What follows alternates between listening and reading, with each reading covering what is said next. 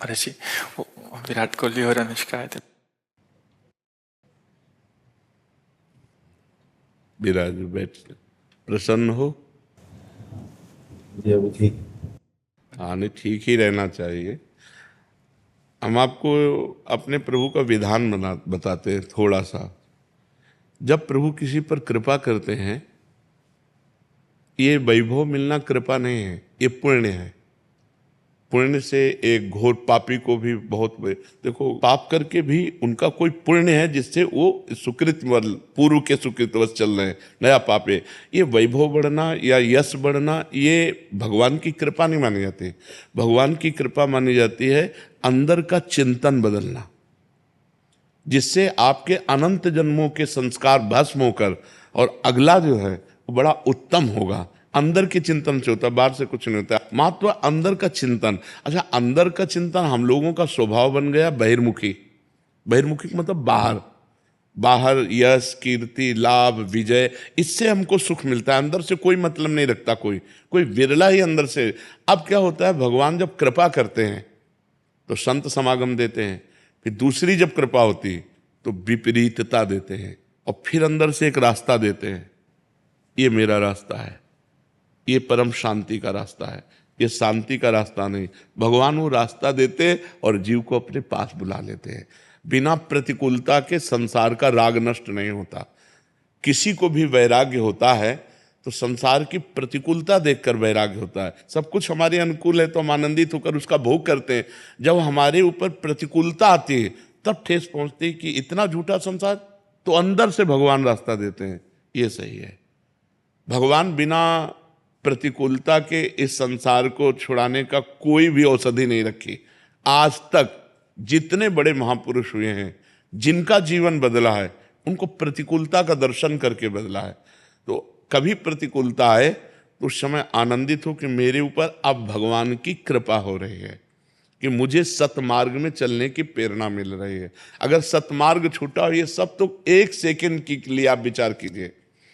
अब अपना सुधार कर लो, अपने जीवन को सत्य में ले आओ, तो अगला जो होगा वो बहुत जोर का होगा। चाहे जन्म हो तो श्रीवान कुलवान धनवान वैभव संपन्न ऐसे, और भक्ति की अनुकूलता, भक्ति की अनुकूलता।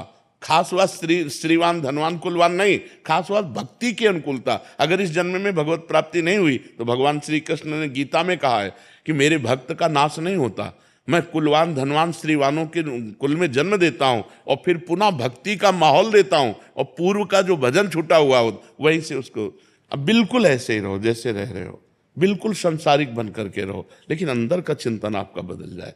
अंदर के चिंतन में आपकी यश की भावना न रह जाए, अंदर के चिंतन में आपको धन बढ़ाने की भावना न रह जाए। अंदर का चिंतन हो जाए, प्रभु बहुत जन्म व्यतीत हो गए, अब एक बार आपसे मिलना चाहती हूँ, एक बार आपसे मिलना चाहते हैं प्रभु, मुझे आप चाहिए, अब संसार नहीं। तो बात बन जाएगी, तो बात बन जाएगी। तो इसलिए आनंद पूर्वक भगवान का नाम जप करो, बिल्कुल चिंता मत करो। बाबा, क्या नाम जप से हो जाएगा? पूरा, ये हम अपने जीवन का अनुभव बताते हैं। सांख्य योग और अष्टांग योग और कर्मयोग और भक्ति योग, चारों योगों में प्रवेश रहा है। पहले हम सन्यासी रहे हैं 20 वर्ष सन्यासी रहे काशी विश्वनाथ जी। तो हम सांख्य योग, अष्टांग योग, जो अष्टांग योग है ना, अष्टांग योग कर्मयोग, इन तीनों को अच्छी प्रकार जान करके और फिर भक्ति योग में आए हैं। स्वयं भगवान शंकर से बढ़कर कोई ज्ञानी तो नहीं ना, सनकादि से बढ़कर कोई ज्ञानी नहीं। वो हरिशरणम सनकादि हर समय जपते रहते हैं। भगवान शिव राम राम राम राम राम राम जपते रहते हैं। हम वृंदावनवासी प्रिया प्रीतम के उपासी, तो जो राम में राह है वही राह है, जो धा है ये रस देने वाली वस्तु है। तो हम राधा राधा राधा राधा, मतलब आप ये समझो कि हमारी इतनी तार्किक बुद्धि नहीं, हमारी श्रद्धालु बुद्धि नहीं रही। सन्यासी की जो बुद्धि होती है वो तर्क प्रधान होती, कसौटी पर कसने पर। तो हम केवल भावुकता में राधा राधा का प्रचार नहीं कह रहे कि हमने सुना और ऐसे ग्रंथों में पढ़ा और ऐसे कह रहे, स्वयं स्वाद लेके कह रहे और विश्वास के साथ कह रहे कि यदि आप राधा राधा जपते हो तो इसी जन्म में भगवत प्राप्ति हो जाएगी, इसी जन्म में। जैसे किसी से कहा जाए कि तुम सत्य बोलो, मंदिर में चढ़ के बोलो, तो हम मंदिर में नहीं, हम वृंदावन में बैठे हैं। करोड़ों मंदिर इसकी समानता नहीं कर सकते, भगवान का परम धाम है।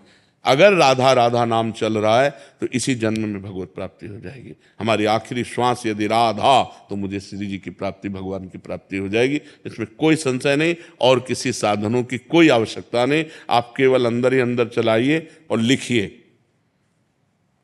देखो, हम जो कह रहे हैं उसको समझो। बहुत अधिक नाम जपने की हमें चेष्टा नहीं करनी, कम संख्या हो लेकिन मन लगा करके हो। जैसे हम, अब देखो, आप लिखो राधा, अपने दिमाग में लिखो, खुले नेत्र लिखो या बाहर बाहर देखो, दिखाई दे रहा है राधा लिखा हुआ। वही कान में सुनो राधा, वही अंदर उठाओ राधा। ये तीनों का एकाकार हो जाए तो ये करोड़ों नाम जप के बराबर है। देखो, जैसे हम बोला राधा, ऐसे हम 1000 राधा नाम बोले तो हम बोला राधा, ये उपांशु है, इसे उपांशु कहते हैं। राधा राधा राधा राधा 1000 बार, ये उपांशु हुआ। अब ये ऐसे उपांशु हम 10,000 बार जप करें, अंदर देखते हुए बोले राधा, उपांशु 10,000 बार नाम जप करने का फल एक बार मानसिक में है। इतना बड़ा फल है ये। ऐसे राधा राधा राधा चल रहा है, नेत्रों से हम उसे देख रहे हैं, कानों से उसे सुन रहे हैं। आप देखना कि अगर मन भगेगा तो आप लिख नहीं पाओगे राधा नाम, अगर लिख रहे हो तो मन भगेगा नहीं। तो चाहे 10 बार लिखो, 100 बार लिखो, लेकिन एक अभ्यास बनाओ ऐसा कि कुछ समय शांति से स्नान आदि करके बैठ गए और राधा राधा लिख रहे हैं, उसी का चिंतन कर रहे हैं। इसे अपना जीवन बना लो, फिर आप परिणाम में खुद देख लेना। कोई घाटे का सौदा तो है नहीं। ठीक है, ये सखी को दे दे, ठाकुर शिव जी की है।